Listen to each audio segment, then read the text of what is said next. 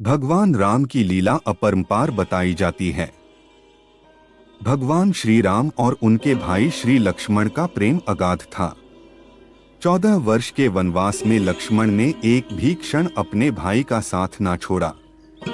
युद्ध में लंका सैनिकों को पछाड़ रावण के पुत्र इंद्रजीत का वध लक्ष्मण ने किया था।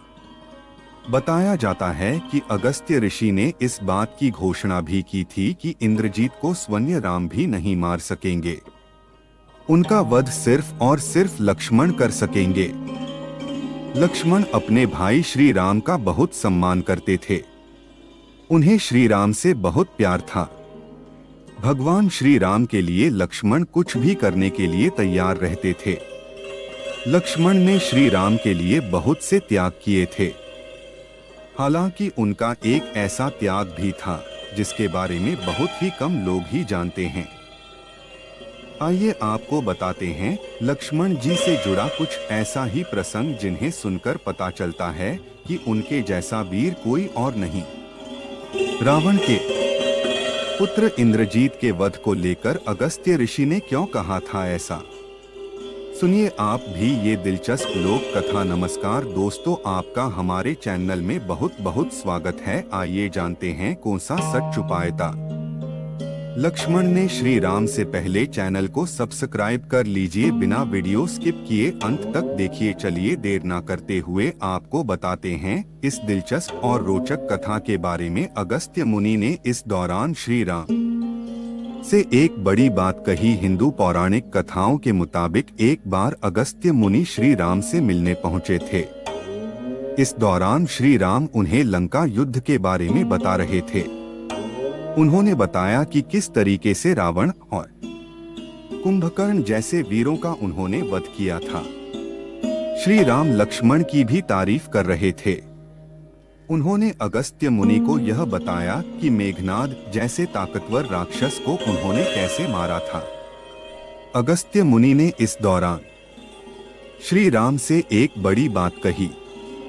उन्होंने कहा कि इंद्रजीत को लक्ष्मण ने मारा था, वे सबसे बड़े योद्धा माने जाएंगे। श्री राम लक्ष्मण की तारीफ सुनकर बहुत खुश हुए। उन्हें उत्सुकता भी हुई। उन्होंने अगस्त्य मुनि से पूछा कि मेघनाद को मारना सबसे कठिन आखिर कैसे था। तब अगस्त्य मुनि ने उन्हें एक महत्वपूर्ण बात बताई। अगस्त्य मुनि ने कहा कि मेघनाद को कोई ऐसा व्यक्ति ही मार सकता था। उन्होंने उन्हें कहा कि 14 वर्षों तक जो न सोया हो वही मेघनाद को मार सकता था। 14 वर्षों तक जिसने कुछ नहीं खाया हो मेघनाद का वध वही कर सकता था। 14 वर्षों तक जिसने किसी स्त्री का चेहरा न देखा हो वही मेघनाद की मौत का कारण बन सकता था। राम ने कहा कि लक्ष्मण को तो मैं हमेशा फल देता रहता था। उन्होंने कहा कि बगल वाली कुटी में ही मैं सीता के साथ रहता था। 14 वर्षों तक लक्ष्मण सोए भी न हो, यह भी बड़ी हैरान करने वाली बात है। फिर लक्ष्मण जी को बुलाया गया। उनसे ही इसके बारे में पूछा गया। लक्ष्मण जी ने जो जवाब दिया वह जानकर श्री राम हैरान रह गए। आखिर क्यों लक्ष्मण ने 14 वर्ष तक कुछ भी नहीं खाया था। लक्ष्मण ने सबसे पहले फल फूलों के बारे में बताया। उन्होंने कहा कि आप उसे 3 भाग में बांट देते थे। एक भाग मुझे देकर कहते थे कि लक्ष्मण इसे रख लो। आपने कभी मुझे कहा ही नहीं कि यह फल खा लो। ऐसे में जब आपने आज्ञा दी नहीं तो मेरा खाना उसे कैसे मुमकिन था। संभाल कर मैं उन्हें कुटिया में रख देता था। चित्रकूट में यह कुटिया थी। फलों की टोकरी लक्ष्मण लेकर भी आ गए। उन्होंने इन फलों को गिनवाया। लक्ष्मण ने 14 वर्ष तक कुछ भी नहीं खाया था, फिर भी 7 फल काम कैसे मिले। उन्होंने कहा कि पिता के स्वर्गवासी होने के दिन उन लोगों ने कुछ भी नहीं खाया था। सीता माता के हरण के दिन भी उन्होंने कुछ भी नहीं खाया था। समुद्र की साधना करने के दिन भी वे सभी निराहार रहे थे। मेघनाद ने नागपाश में बांध दिया था। उस दिन वे अचेत रहे थे। मायावी सीता को जिस दिन मेघनाद ने काटा था उस दिन कुछ भी खाना नहीं हुआ था। लक्ष्मण ने कहा कि रावण ने एक दिन उन्हें शक्ति मारी थी, उस दिन खाना नहीं हुआ। फिर जिस दिन रावण का वध हुआ उस दिन भी उन सभी ने भोजन नहीं किया था।